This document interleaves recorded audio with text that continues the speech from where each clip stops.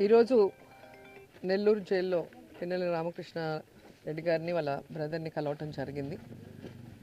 నిజంగా చాలా బాధగా ఉంది. ఈ రాష్ట్రంలో కూటమి ప్రభుత్వం అరాచక పాలనకి, అక్రమ కేసులకి పిన్నెల రామకృష్ణారెడ్డి గారి కేసు ఒక నిదర్శనం అని కూడా చెప్పచ్చు.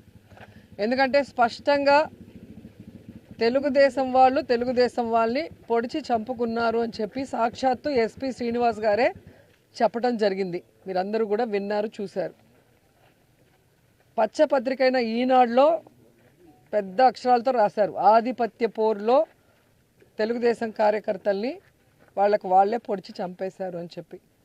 ఇంత క్లియర్ కట్గా ఒకే పార్టీలో వాళ్ళకి వాళ్ళు కొట్టుకొని చచ్చి వాళ్ళే పొడుచుకుంటే సంబంధం లేని మా నాయకుడిని ఈరోజు పిన్నెల రామకృష్ణారెడ్డి గారిని వాళ్ళ బ్రదర్ని అరెస్ట్ చేసి వేధించడం ఎంత దురదృష్టకరం ఒకసారి చూడండి.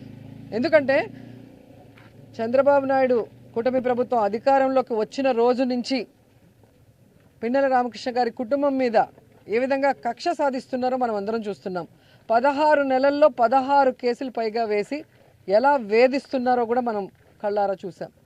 అసలు తెలుగుదేశం వాళ్ళు రిగ్గింగ్ చేసుకుంటుంటే ఆ రిగ్గింగ్ ఆపిన కారణాన్ని చూపించి అది కూడా ఒక కేసు పెట్టి గతంలో కూడా దాదాపుగా 52 నుంచి 54 రోజులు లోపల పెట్టడం మనం గమనించాం.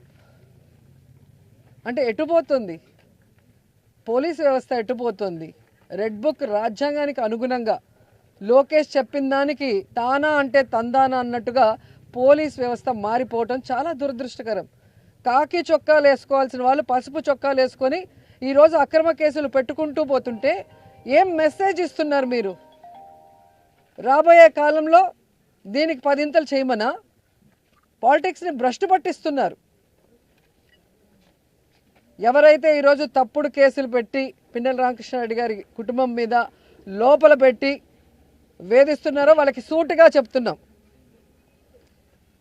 ఏదో ఈరోజు మీ పని అయిపోయిందని సంకలు గుద్దుకుంటున్నారేమో. ఇంతవరకు మా నాయకుడు జగన్మోహన్ రెడ్డి గారు చెప్పినట్టుగా ఎవరి జోలికి మేము వెళ్ళలేదు. ఏ పార్టీ అయినా, ఏ కులమైనా, పేదవాడు అర్హుడైతే అన్ని సంక్షేమ పథకాలు ఇచ్చాం, అభివృద్ధి చేశాం. ఎవరి మీద ఒక తప్పుడు కేసు పెట్టకుండా ముందుకు వెళ్ళాం. కానీ ఈరోజు మీరు చేస్తున్నది చాలా తప్పు. దీనికి 10 మీరు అనుభవించడానికి రెడీగా ఉండండి అని కూడా హెచ్చరిస్తున్నాం. ఎందుకంటే ఈరోజు కోర్టు ఇచ్చింది పిన్నెల రామకృష్ణారెడ్డి గారికి స్పెషల్గా బెడ్డు, భోజనము, ఆయనకి ఇవ్వాల్సినవి ఏమున్నాయో కోర్టు చెప్పిన తర్వాత కూడా లోపల కూడా అవి ఇవ్వకుండా, టిఫిన్ పెట్టకుండా, భోజనం పెట్టకుండా మానసికంగా కూడా ఆ మనిషిని వేధించడం ఎంతవరకు కరెక్టు? చెయ్యని తప్పుకి కేసు పెట్టి లోపల పెట్టారు. లోపల పెట్టిన తర్వాత ఈరోజు కోర్టు ఇచ్చిన ఆర్డర్ని బేఖాతరు చేస్తూ భోజనం కూడా పెట్టడం లేదంటే మీరు ఏం ఉద్దేశంతో చేస్తున్నారో చెప్పాలి. లోపల ఉన్న ఆఫీసర్లు కానీ పైన ఉన్న ఆఫీసర్లు ఒకరి మీద ఒకరు చెప్పుకుంటూ తప్పించుకుంటున్నారు. రేపు ఈ ఆఫీసర్లందరూ ఇక్కడే పనిచేయాలా? రేపు మీ పరిస్థితి ఏంటో ఒకసారి చూడండి. ఎందుకంటే ఆఫీసర్లు అన్న వాళ్ళు రూల్స్కి కట్టుబడి పనిచేయాలి. అంతేగాని లోకేష్కి, చంద్రబాబు నాయుడుకి భజన బ్యాచ్ లాగా పనిచేయకూడదు.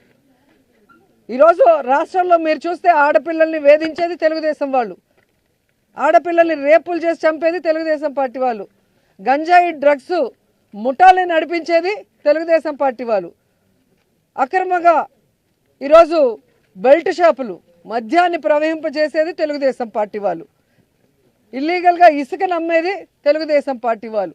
చేసే తప్పులన్నీ తెలుగుదేశం వాళ్ళు చేస్తుంటే వాళ్ళని పట్టుకోవడం ఆపేసి, వాళ్ళ మీద కేసులు పెట్టడం ఆపేసి ఈరోజు తెలుగుదేశం పార్టీ వాళ్ళు మాకు వీడు నచ్చలేదు, వీడి మీద కేసు పెట్టు, వీడు నచ్చలేదు, వీడి మీద కేసు పెట్టు, లేదా వీడు పవర్ఫుల్, వీడు ఊర్లోంచి బయటకు పోవాలి.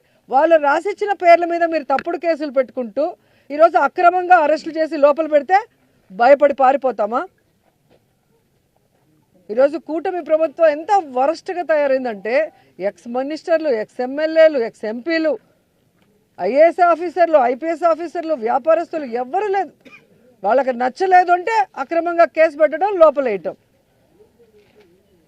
ఇలా తెలుగుదేశం పార్టీ చెప్పినట్టు ఈరోజు చేస్తున్నారు. కాబట్టి పోలీస్ వ్యవస్థ ఎంత దిగజారిపోయిందో మొన్న కేంద్రం ఇచ్చిన ర్యాంకింగ్లో మీరే చూశారు. 36th ప్లేస్కి వచ్చింది. దీనికి చంద్రబాబు నాయుడు హోంమంత్రి అనిత గారు సిగ్గుపడాలి, ఈ పోలీస్ వ్యవస్థ సిగ్గుపడాలి. ఏంట్రా మనం ఇలా అయిపోయాం, భారతదేశంలో అందరూ మనం చూసి నవ్వుకుంటారన్న ఆలోచన వాళ్ళకి రావాలి. ఇంకా ఘోరమైంది ఏంటంటే ఎమర్జెన్సీ రెస్పాన్స్ అని ఉంటుంది. ఆ ఎమర్జెన్సీ రెస్పాన్స్ అయితే చిట్ట చివరి స్థానానికి ఆంధ్రప్రదేశ్ వచ్చింది అంటే ఇక ఈ పోలీసులు వాళ్ళు ఎందుకు ఏదైనా నీళ్ళ లేని బావిలో దూకచ్చు. రాష్ట్ర పరువుని సర్వనాశనం చేశారు. రాష్ట్ర ప్రజలతో ఓట్లు వేయించుకున్నామని చెప్పి తీయగా అబద్ధాలు చెప్పి వాళ్ళకి వెల్ఫేర్ చేయకుండా వాళ్ళని మోసం చేసేసారు. తీరా ఏం చేశారే అంటే సంపద సృష్టిస్తామంటూ అప్పులు సృష్టిస్తున్నారు. ఈరోజు మంగళవారం నాకు తెలిసి ఈరోజు మళ్ళీ 6,000 కోట్లు అప్పు చేస్తున్నారు. సో ఈ రోజుతో కలిపి 3 లక్షల కోట్ల పైగా అప్పులు చేసావు. ఏమిచ్చావు? జనాలకు చెప్పిన వెల్ఫేర్ ఏమైనా చేస్తున్నావా? జగన్మోహన్ గారు ఇచ్చింది ప్రతిదీ ఇస్తూ ఎక్స్ట్రాగా చేస్తాను సూపర్ 6 అన్నావు. జగన్ గారు ఇచ్చింది మొత్తం తీసేసావు. నువ్వు ఇచ్చిన సూపర్ 6లో ఏం చేసావు? మరి ఈ డబ్బులంతా ఎక్కడికి పోతున్నాయి? ఇన్ని లక్షల కోట్లు అప్పు చేస్తున్నావు. ప్రజలకి వెన్నుపోటు పడటం ఈయనకి వెన్నతో పెట్టిన విద్య. మాకైతే ఇంకా బాధాకరం. రాయలసీమ లిఫ్ట్ ఇరిగేషన్ని మొన్న చూసాం మనం. రేవంత్ రెడ్డి గారు అసెంబ్లీలో మాట్లాడేది చూస్తే చంద్రబాబు కంటే ఎవరైనా రాయలసీమ ద్రోహి ఉన్నారా? నువ్వు పుట్టింది రాయలసీమలో, పెరిగింది రాయలసీమలో. ఈరోజు నువ్వు సీఎంగా ఉన్నావు అంటే ఆ రాయలసీమ ప్రజల ఆశీస్సులతో. అలాంటి రాయలసీమకి వెన్నుపోటు పొడవాలన్న ఆలోచన నీకు ఎలా వచ్చింది అని నాకు అర్థం కావట్లేదు. ఆ రోజేమో రాష్ట్ర విభజనకి సంతకం చేసావు, ఆంధ్రప్రదేశ్ని సర్వనాశనం చేసావు. ఈరోజు రాయలసీమ లిఫ్ట్ ఇరిగేషన్ పని చేయకుండా ఆపేసి రాయలసీమకు అన్యాయం చేస్తున్నావు. రాయలసీమ ఏం తప్పు చేసింది? మీకేం అన్యాయం చేసింది?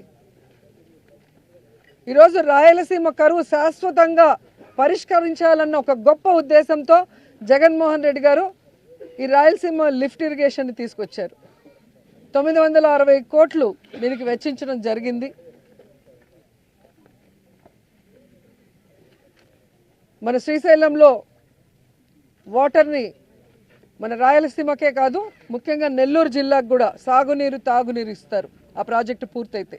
అలాంటి ప్రాజెక్ట్ని పూర్తి చేయాల్సింది పోయి హైదరాబాద్లో మీ ఆస్తుల్ని కాపాడుకోవడం కోసం ఈరోజు రాయలసీమ భవిష్యత్తుని మీరు ఎలా తాకట్టు పెడతారు? మీరు రాయలసీమకి వెన్నుపోటు పొడిచిన విషయము ఈరోజు మీ పార్ట్నర్ ఓటు నోటు కేసులో నీతో పాటు దొంగ మీ పార్ట్నరే స్వయంగా అసెంబ్లీలో ప్రకటించారు. నేను రాయలసీమలో పుట్టాను, రాయలసీమ అంటే నాకు ఇష్టమని ఇంకొకటి చెప్తాడు పవన్ కళ్యాణ్ డిప్యూటీ సీఎం. మరి ఎక్కడికి వెళ్ళావు పవన్ కళ్యాణ్? ఈరోజు రాయలసీమకు అన్యాయం జరుగుతుంటే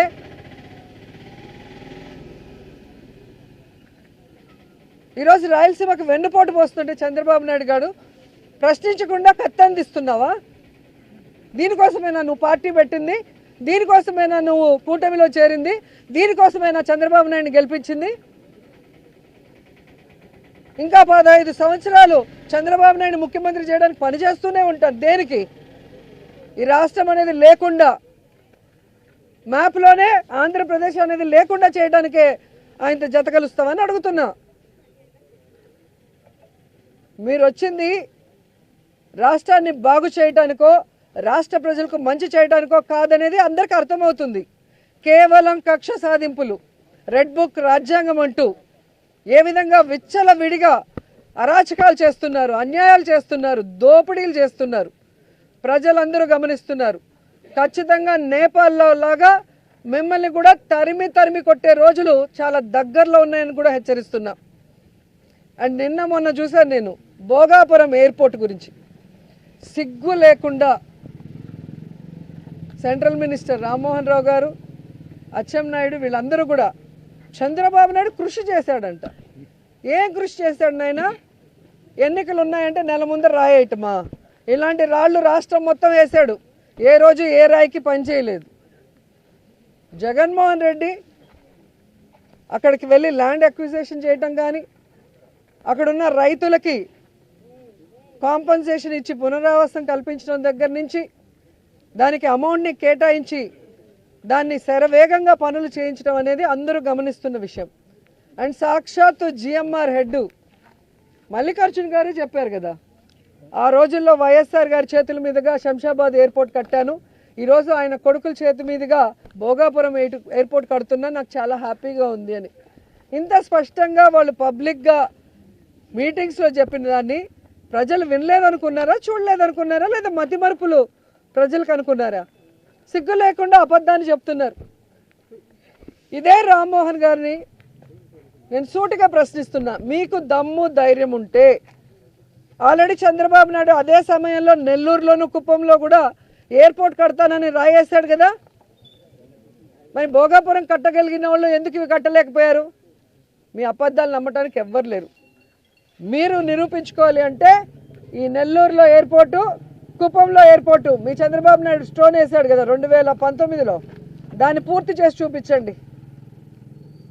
ఈ రామ్మోహన్ రావు కేవలం మైకుల ముందు మాట్లాడటానికి తప్ప పనిచేయడానికి పనికిరాడు అని నేషనల్ మీడియానే ఏ విధంగా గడ్డి పెట్టిందో మీరు చూశారు. మొత్తం దేశంలోనే మన రాష్ట్ర పరువుని ఈ మంత్రి గారు ఎలా తీశారో అందరూ చూశారు. ఇంకా సిగ్గు లేకుండా ఆయన అబద్ధాలు మాట్లాడుకుంటుంటే ఇలాంటి వాళ్ళని ఏం చేయాలో అర్థం కావట్లేదు. నాకు తెలిసి విదేశాల్లో అయితే ఇలా తప్పుడు వాగ్దానాలు చేసే వాళ్ళని, అబద్ధపు మేనిఫెస్టోలు ఇచ్చే వాళ్ళని, ప్రజల్ని మోసం చేసే వాళ్ళని ఎత్తి లోపలేస్తారు జైల్లో. ఇక్కడ వ్యవస్థల్ని మేనేజ్ చేసుకోవటం, ప్రజల్ని మోసం చేయటం, వెన్నుపోటు పోవటం వీళ్ళకి అలవాటైంది. కానీ ప్రజలు ఇంకా సహించే పరిస్థితిలో లేరు. మొన్న ఈ మధ్య మీరు చూశారు కదా, మెడికల్ కాలేజ్ ప్రైవేటీకరణ విషయంలో కానీ, రైతుల విషయంలో కానీ ప్రజలంతా రోడ్డు మీదకి వచ్చి ఈ కూటమి ప్రభుత్వం మీద ఎంత కోపంగా ఉన్నారు, ఎంత ఆవేశంగా ఉన్నారో కళ్ళారో చూశారు. కాబట్టి ఇంకా ఇలాంటి అక్రమ కేసులు పెట్టుకుంటూ మా నాయకుల్ని ఇబ్బంది పెట్టాలి, అలాగే రాయలసీమకి, ఆంధ్రాకి, ఉత్తరాంధ్రకి అన్యాయం చేయాలని ప్రాంతీయ అసమానతల్ని కల్పిస్తూ వాళ్ళకి గొడవలు పెట్టాలనుకుంటే మాత్రం వీళ్ళని తరిమి కొట్టేది ఖాయం. అండ్ పిన్నెల్లి రామకృష్ణ గారి కుటుంబానికి వైఎస్ఆర్సీపీలో జగనన్న నుంచి మేమందరం కూడా పార్టీ మొత్తం ఆయన వెనకున్నాం, ఆయనకు అండగా ఉన్నాం. పార్టీ పెట్టక ముందు నుంచి అన్నతో నడిచిన వ్యక్తి, పార్టీ కమిట్మెంట్ ఉన్న వ్యక్తి. అలాంటి మంచి వ్యక్తిని తప్పుడు కేసు పెట్టి లోపల పెట్టడం మీరు చేసిన పెద్ద తప్పు. ఇప్పటికైనా సరిదిద్దుకోండి, లేదంటే దీనికి 100 రెట్లు మీరు అనుభవించాల్సి వస్తుందని కూడా హెచ్చరిస్తున్నాం.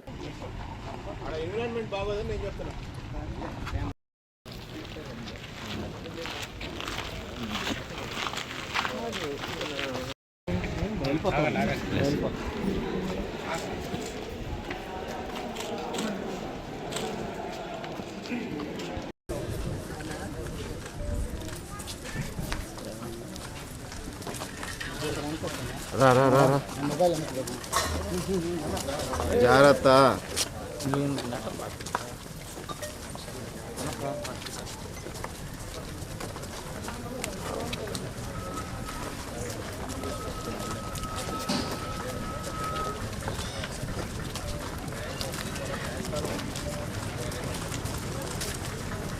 హిట్ టీవీ యాప్, ఇందులో short news, live news, entertainment shows, movies, digital magazines తో పాటు మీ జిల్లా వార్తలను కూడా ఫ్రీగా చూడొచ్చు. ఇంకెందుకు ఆలస్యం, వెంటనే హిట్ టీవీ యాప్ ని డౌన్లోడ్ చేసుకుని ఫ్రీగా ఎంటర్టైన్మెంట్ పొందండి. Hit TV app. Hit TV app. Please download hit TV app. Hit TV app ని ఫ్రీగా డౌన్లోడ్ చేసుకుని ఎంజాయ్ చేయండి. మీకు నచ్చిన ఎంటర్టైన్మెంట్ కోసం హిట్ టీవీ యాప్ ని ఫ్రీగా డౌన్లోడ్ చేసుకుని ఎంజాయ్ చేయండి. హిట్ టీవీ యాప్ ని డౌన్లోడ్ చేసుకుని ఆస్వాదించండి, ఆశీర్వదించండి. ఇంతమంది సెలబ్రిటీలు హిట్ టీవీ యాప్ ని డౌన్లోడ్ చేసుకోండి అని చెప్తున్నారంటే ఎంత మంచి యాప్ ఆలోచించండి. అమెరికా అమెరికా అమెరికా అమెరికాలో చదవాలనుకునే వాళ్ళకి విశ్వసనీయమైన పేరు మన శౌర్య కన్సల్టెన్సీ. UK లో 1 year masters. UK లో 1 year masters. 2 years work permit up to 5 years visa. Contact Saurya Consultancy. Contact 89851 89851.